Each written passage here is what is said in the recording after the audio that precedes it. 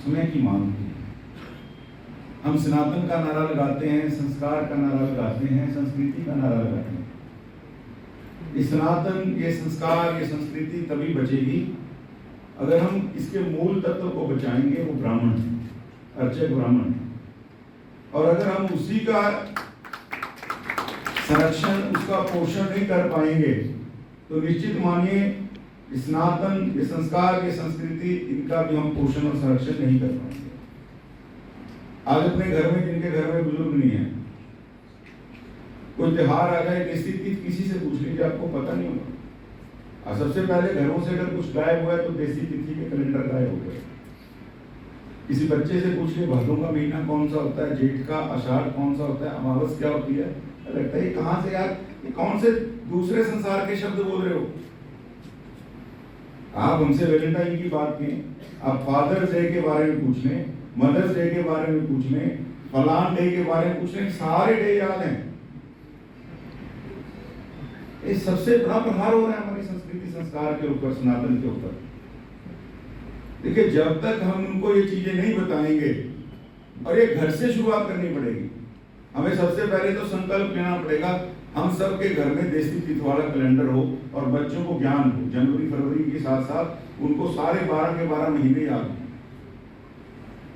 और मैं इतना ही बड़ा सुप्रयास हुआ है, मैं इसलिए बताना चाहता हूँ, हमारे पड़ोस में हुआ है। स्वामी ज्ञानानंद जी के, कभी आप वहाँ जो गीता संस्थान बन रहा है जाके आना, नया मंदिर बनवाया, तो देसी तिथों के हिसाब से उन मंदिरों के अंदर उनके भगवान को, देवताओं को स्थापित करके कि इस महीने की क्या महत्वता है। मतलब पढ़ने से साथ अगर दिखाना हो तो मैं इसलिए आपको एक एग्जांपल कोट किया। तो मेरा निवेदन है, ये सब चीजों से जब हम जोड़ेंगे बच्चों को धीरे धीरे, तो उसको समझ जाएगा कि ब्राह्मण का महत्व क्या है। हम ब्राह्मण को ब्रह्मा का स्वरूप कहते हैं। देखिए, ब्रह्मा जी सबसे बड़े थे, ब्रह्मा विष्णु महेश। हम कभी ये नहीं कहते महेश विष्णु ब्रह्मा या विष्णु ब्रह्मा महेश। हम सबसे पहले ब्रह्मा विष्णु महेश। हम मानते हैं कि सृष्टि को पैदा ब्रह्मा जी ने किया, और सृष्टि में ब्रह्मा जी को लगा, उनका तो मंदिर ही एक है, लेकिन मेरे सारे स्वरूप के नाते बहुत से लोग इस सृष्टि को चलाने के अंदर अपनी अहम भूमिका निभाएं, जो ब्रह्मा को जानते हैं, ब्रह्म को जानते हैं। इसलिए उन्होंने ब्राह्मण को पैदा किया सृष्टि को चलाने के लिए, बताने के लिए। और हम सबसे बड़ा फर्क, अंतर जो कहां आ गया, देखिए ब्राह्मण और विप्र के अंदर बहुत फर्क है। आम आदमी की बात करूं, मेंटेलिटी की बात करूं, तो भाई हम कुछ अगर दे देंगे ना आज, तो बस हमारे पाप पड़ जाएंगे, बाकी पंडित जी जाने। ये मैं अपनी बात कह रहा हूँ कि आप सभी सम्मानित ब्राह्मणों के लिए नहीं है, मतलब आम आदमी की मैं एक बात कह रहा हूँ। उसको ये लगता है भाई दे दिया और मेरे पाप तो पड़ गए, बाकी पंडित जी जाने। ये एक बात गलत कह रहा हूँ, ठीक कह रहा हूँ? मेरे को लगता है इस सभागार में बैठे सारे मेरी इस बात से सहमत होंगे। देखिए, हमें समझना पड़ेगा ब्राह्मण का मतलब क्या है। विदेशी आक्रांता आए, हजारों हजार मंदिर तोड़ दिए, लेकिन आज भी हम यहाँ जिंदा हैं। हमारी दास्ता की कहानी 200 साल पुरानी नहीं। हमें लगता है ईस्ट इंडिया कंपनी 1600 ईस्वी में आई, व्यापार करते करते इसने हमें गुलाम बना लिया और 200 साल हमारे पे राज किया। हमारी दास्ता की कहानी तो 800 साल पुरानी है, 800 से भी ज्यादा। हूण आए, शक आए, अरब आए, तुर्क आए, मंगोल आए, मुगल आए, अंग्रेज आए, और सबने क्या किया, आके सबसे पहले हमारी संस्कृति और विचार संस्कार को तोड़ा, मंदिर तोड़ दिए। आज हमें देखिए, हम मानते हैं सुबह उठते राम राम जी, रात को बिस्तर पे जाएंगे, आखिरी आदमी को भी राम राम जी बोल के जाएंगे। हमारा संस्कार है। हमें लगता है कि भाई राम जी मेरे आदर्श हैं, लेकिन राम जी का स्थान कहाँ है रहने वाला, वो भी 500 साल पहले तोड़ दिया गया। कृष्ण जी आए, त्रेता के जो नायक थे। अब देखिए, सतयुग के जितने नायक थे, सतयुग के बाद त्रेता में राम जी आए, द्वापर में कृष्ण जी आए। द्वापर के नायक हम मानते हैं कृष्ण भगवान को, त्रेता के नायक मानते हैं भगवान राम जी को। उन दोनों नायकों की छवि को समाप्त करने के लिए विधर्मियों ने उनके जन्मस्थल के ऊपर ही गलत चीजें बना दी, और ये संस्कार संस्कृति से हम दूर हो जाएं इसलिए बनाया।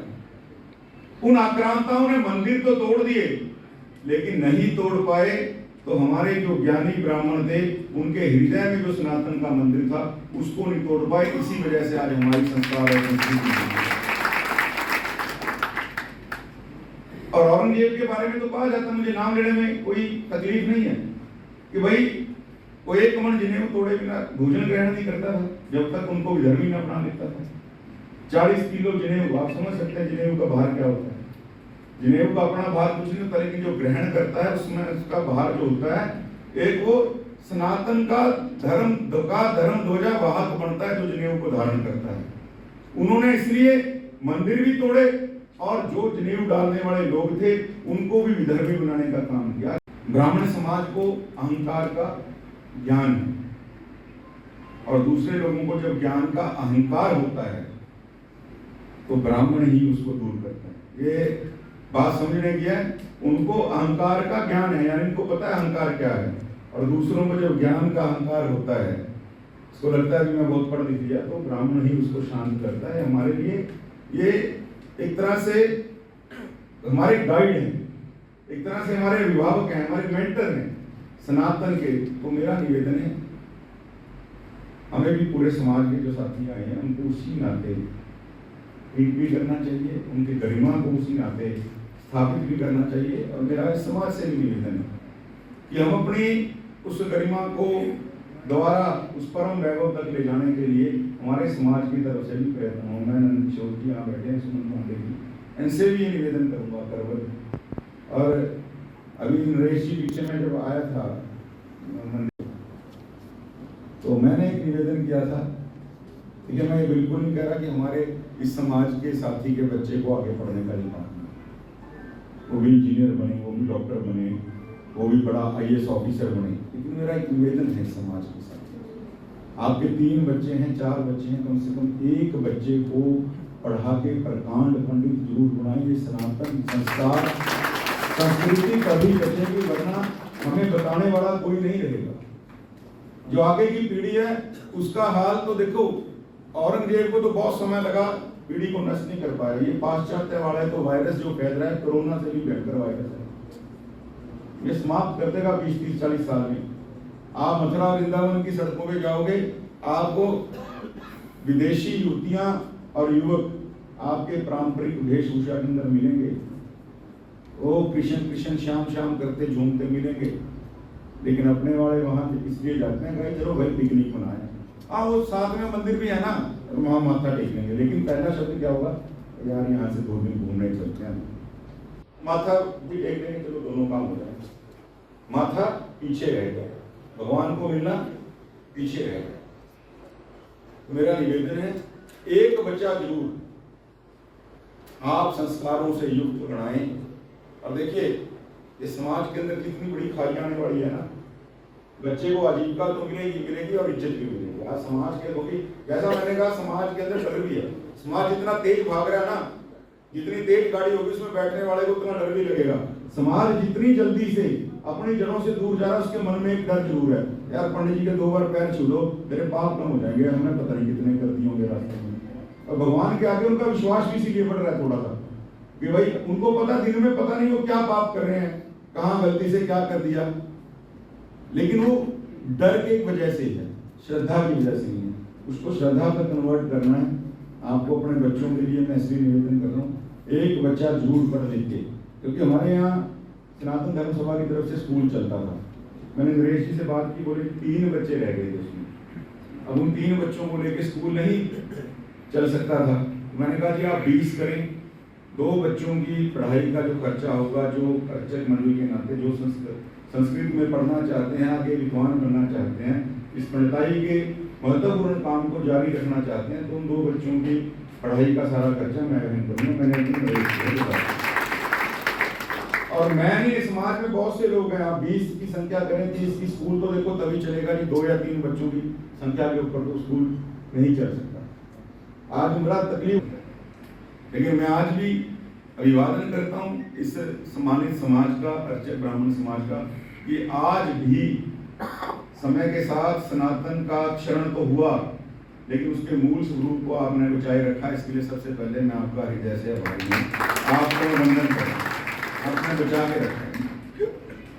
और एक छोटी सी बात और कहना चाहूंगा, से हिंदू हैं हम, कर्म क्रम से हिंदू नहीं है, हम नहीं मानते सनातन को, हम तो बड़े लिबरल से लोग हैं। ये पता नहीं कहां से मानसिकता आ गई, क्या हो गया देश को, क्या हो गया लोगों को ज्यादा पढ़ने के लिए, लेकिन वो पढ़े ज्यादा हैं, उन्होंने ज्ञान अर्जित नहीं किया, पढ़ाई बेशक ज्यादा हो।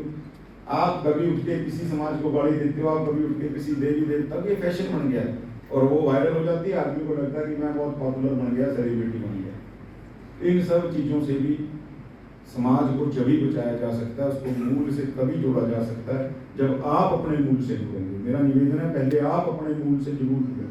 अपने एक बच्चे को, 2 बच्चे हैं तो 1, 3 हैं तो 1, 4 है तो कम से कम एक बच्चा तो प्रकांड। मेरे अपने गांव के एक पंडित जी, उनका बेटा ऑस्ट्रेलिया चला गया, अब वो दूसरे बेटे को कनाडा भेजने की तैयारी कर रहे हैं। मैंने पंडित जी, ये जिस वजह से कनाडा और ऑस्ट्रेलिया भेज पा रहे हो भाई, इतने पैसे देके वो काम सिखा दो बच्चे को, इसका ऑस्ट्रेलिया कनाडा नहीं बन जाएगा।